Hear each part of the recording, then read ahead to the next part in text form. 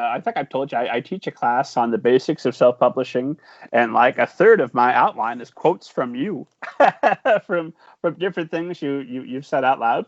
I did want to ask, because you have had such success with self-publishing, for all those that maybe haven't yet had that success, something that might brighten their day, what's the meanest, most disheartening, Sue Grafton-ish thing somebody has ever said to you about your self-publishing that they've now had to go back and eat their words? Oh, where would I start, man? It's like my whole career. I've heard, one of my favorite people who has had a huge impact on my writing career, Nadine Carter, my first editor. My very first book was published with a small press called Northern Lights Press, and I've learned. There's been like 5 people in my life that I've learned a lot from when it comes to writing. Nadine taught me a whole bunch because she edited my book and edit it in a way that I like to be edited, where there's a lot of comments and it's very brutal, and it's like, this is something you're just doing wrong and you need to learn to correct this. I learned a lot from her, and she gave me my first publishing deal and also let me buy the rights back to that book when I decided I was not going to publish my second book with them, but I was going to self-publish instead, which is where my heart had been before friends had convinced me, you should try to get this published. But when I reached out to her, Nadine is like the sweetest person of all time. But it was heartbreaking, and of course, in an upset place, she said, "This is the biggest mistake you'll ever make in your career." And it was the best thing. It was what started my career. It was the best decision I ever made in my life. But that was the kind of battle that I was facing my whole life, my whole writing career. That even the people who were my mentors that I was close to, that I consider friends, were still telling me not just that I was having bad ideas, but that my ideas were the worst ideas. And everywhere I went for publishing advice, writer forums that were full of really old school thinking. And I would say, like 2007, 2008, about when are we? Yeah, 2008, 2009. Okay. And I think Kindle was like less than a year old when I was like trying to figure out how to publish on it. And we came out in 2007, right? The Kindle, something like that. That's right.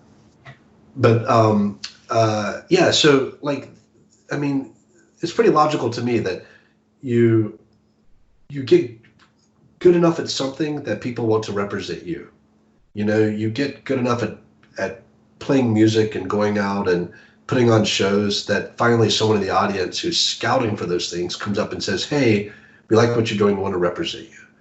A lot of athletes, they just concentrate on excelling, and scouts come and look for them and find them and say, "Hey, we want you, come to our school," And I saw this in other art forms, and I thought it's only logical that publishing is going to go this way, where people just put their works out there and keep writing, keep getting better, and readers are the ones who are the slush pile consumers. They're the ones who are going to be going through all this material and finding what's great. That's going to move itself up these very obscure bestseller lists on Amazon. You might crack the top 100 in a very, very specific subcategory. And then agents who are interested in finding like what's exciting will look in those places, rather than me writing a query letter. The query system just made no sense to me when I started digging into it. I'm like, this isn't how things should be done. And bringing up the way I thought things were going to go and what made no sense, it just got a lot of people like really heated and upset, because they've been struggling through this process for a long time, and saying there might be a better way was not what you want to hear. So I have way too many stories about what people said back then, and it turns out that their way still works. A lot of people still query and go through that process, but a lot of my friends who are making a living at writing were just self-publishing and just concentrating on reaching readers and telling good stories. And eventually they got enough success that someone reached out to them and said, "Hey, we want to elevate your career and publish you in this other way." And they can decide then whether to take representation or do a publishing deal. So somehow, like, I just got lucky and saw the right thing, and before it had happened, and that made me really unpopular in a lot of circles. Well, people, it might be difficult for some folks that have come to writing later that don't remember how it was when we all read Writer's Market, and that was the word of God. That's how it gets done. I remember I told when Susie K. Quinn and I were critique partners before either of us had published anything. She said, I think I'm going to self-publish. And I wrote her a long letter, said, oh my God, Susan, don't do this. You're throwing your life away. And of course, when I had her on the show, I had to eat crow and like, yep, I couldn't do any more wrong. So glad you're making six figures a month some months. Yeah, and the interesting thing now is I've done some deals with books that were self-published, and now I'm publishing them with publishers because I can make decisions that aren't purely financial. I can just do fun things and try other avenues. Coming up on 5 years of the wool contract sometime this year when you'll get your books back.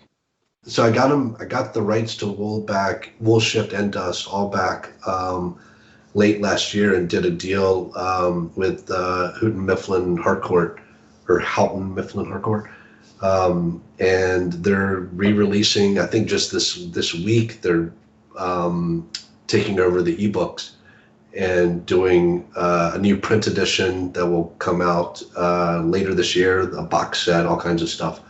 They haven't even announced, so you're the first person to hear about it. Yeah, but it's an exciting deal because we'll find a new audience, but it's also another time limited deal that in 5 years we'll reevaluate and see what we want to do. And I think some of the early conversations I had with some of my self-publishing mentors, they said this is the future where you don't give lifetime rights to anything because you just don't know what they're worth. You can't value books that never go out of print anymore. So those are the kind of deals I like to do now where we'll do a deal, but it's for this number of years. It doesn't matter what the sales are when that happens. The books and rights come back to me, and then we can reevaluate. And one of those deals, the book didn't earn out and underperformed. And so we just gave them an extension. We'll just keep it for another 2 years. And so it's not about trying to screw over publishers. It's just about being fair, and being able to get the rights back means you can reevaluate and make decisions based on sales and how things are going. Do you ever foresee a time when you would take it back and say, okay, it's all coming back to the Howey house now, and you're just, I know this isn't a religious quest for you. I'm always stunned by people that I'm a religiously questing for self-publishing. I'm not. But you'll see I have editors and literary agents on here on a regular basis. I'm happy with people that like books. I want to talk books. They're all interesting to me. Yeah.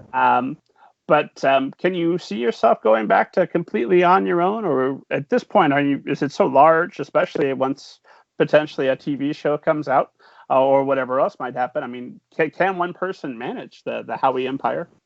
Yeah, it's not that hard. Once you upload the PDF and the ebook, things take care of themselves. The retailer, Amazon, especially, just does most of the hard work for you.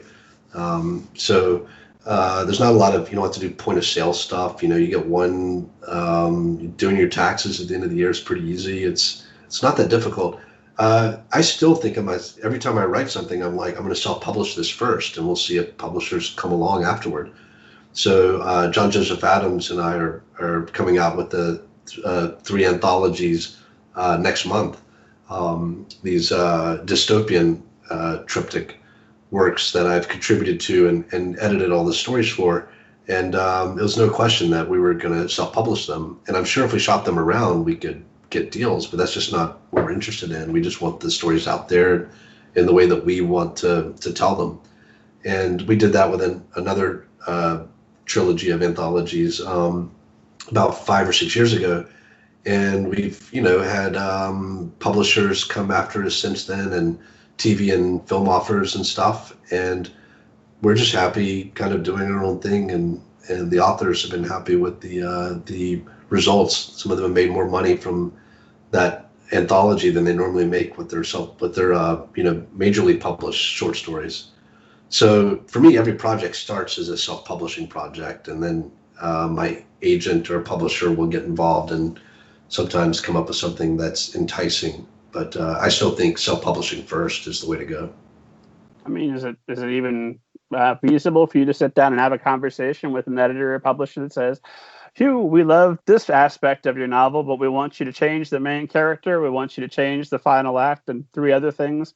Is that even a conversation that you would entertain at this point? I love the